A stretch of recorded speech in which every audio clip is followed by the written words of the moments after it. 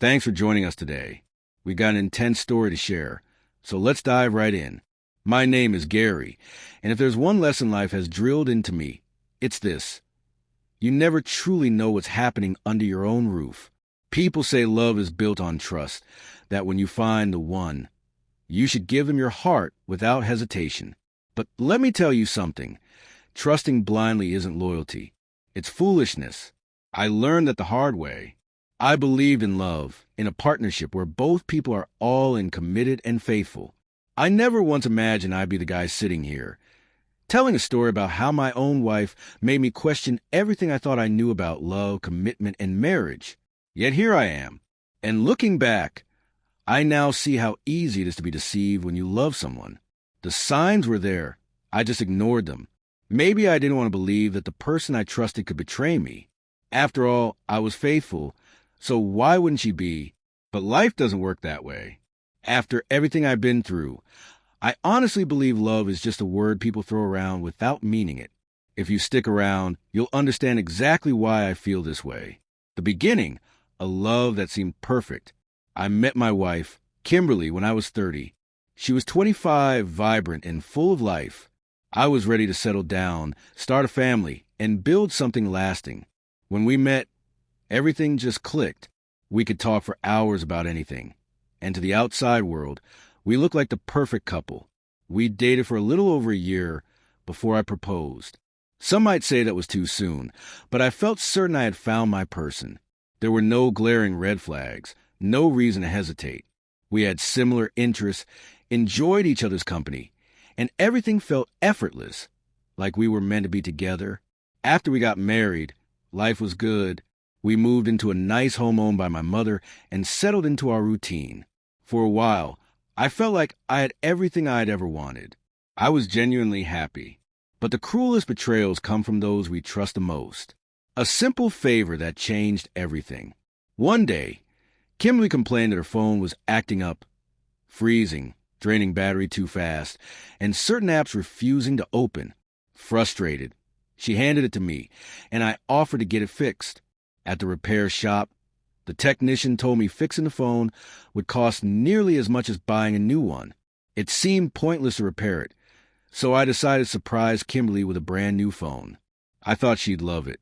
I had no idea that this small decision would turn my world upside down. Before transferring her files to the new phone, I decided to double-check that everything important was backed up. Photos, contacts, messages. That's when I noticed a hidden folder. Something about it felt off. My gut told me to open it. Inside was a dating app. For a moment, I just stared, my brain struggling to make sense of what I was seeing. Why would my wife need a dating app? Curiosity turned into dread as I opened it. The messages were all the proof I needed. She had been talking to other men. Not just recently. These conversations went back to when we were dating. Some messages were playful, others flirtatious, and some were so explicit I felt physically sick. Different men, different conversations, but the same pattern. She laughed at their jokes, entertained their advances, and responded in ways that made it clear this wasn't just innocent chatting. I took screenshots, names, dates, everything. If she tried to lie her way out of this, the evidence would speak for itself. Once I had what I needed, I locked the phone and handed it back to the technician. "Go ahead with the transfer," I said, my voice steady. But inside, I was unraveling. Confrontation. The truth comes to light. When I got home, I already knew how I was going to handle things. I walked in, handed Kimberly the brand new phone with a small smile, and watched her reaction carefully. Her eyes lit up. She wrapped her arms around me, kissed my cheek, and beamed. "Oh my God, babe, you didn't have to do this." I let her enjoy the moment for a few seconds. Then I cleared my throat. "Yeah, I figured it was better than fixing the old one." I said, "By the way, I looked through your phone before the transfer started." Her smile vanished instantly. "Excuse me," she said, narrowing her eyes. I saw the dating app. I said, meeting her gaze. For a moment, she just stared at me, searching for a way to respond. Then she scoffed. "You went through my phone? Seriously, Gary? That's an invasion of privacy. Do you not trust me?" I expected that deflection. Turning it back on me, instead of addressing what she had done. That's not the point, I said firmly. Why do you have a dating profile? Why are you talking to other men? She hesitated, then sighed. It wasn't serious. I was just, I don't know, bored, I guess. I never actually planned to meet anyone. My jaw tightened. Do you understand how messed up that is? Giving attention to someone outside of our marriage is how things fall apart. She looked away, unable to meet my eyes. I need to know this won't happen again, I said. Delete the app. Cut them all off. She nodded. Okay, she whispered. Then, right in front of me, she uninstalled the app. I should have felt relief. But my gut told me this wasn't over. The ultimate betrayal. For 8 months, life carried on as if nothing had happened. Kimberly swore she had deleted everything and cut off all contact.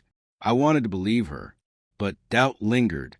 Then one morning, I woke up with a sharp, burning pain when I went to the bathroom. At first, I brushed it off, but as the day went on, it only got worse. By evening, there was a yellowish discharge. The realization hit me like a truck. The next morning, I went straight to the hospital. After running tests, the doctor sat me down. You have an STD, he said. These infections are only transmitted through sexual contact. I stared at him, waiting for some other explanation. But there wasn't one. My wife had slept with someone else. The final straw. The next morning, I sat across from Kimberly at the kitchen table. Kim, have you been with someone else? I asked. She scoffed, offended. What kind of question is that? A simple one. I pressed. Did you cut off the guys from that dating app? She exploded. Oh my God, you're bringing that up again? I told you I deleted everything. Then hand me your phone. She recoiled, clutching it. That's an invasion of privacy. I nodded. All right then, let's get tested together. Her silence was all the proof I needed. Without another word, I grabbed her phone, unlocked it, and scrolled. The messages were still there. The lies, the cheating. She never stopped. I stood up. Pack your things. This marriage is over. She laughed, thinking I was bluffing. But I wasn't. I walked out, called my lawyer, and filed for divorce. Now, I share my story for one reason. Don't ignore the signs.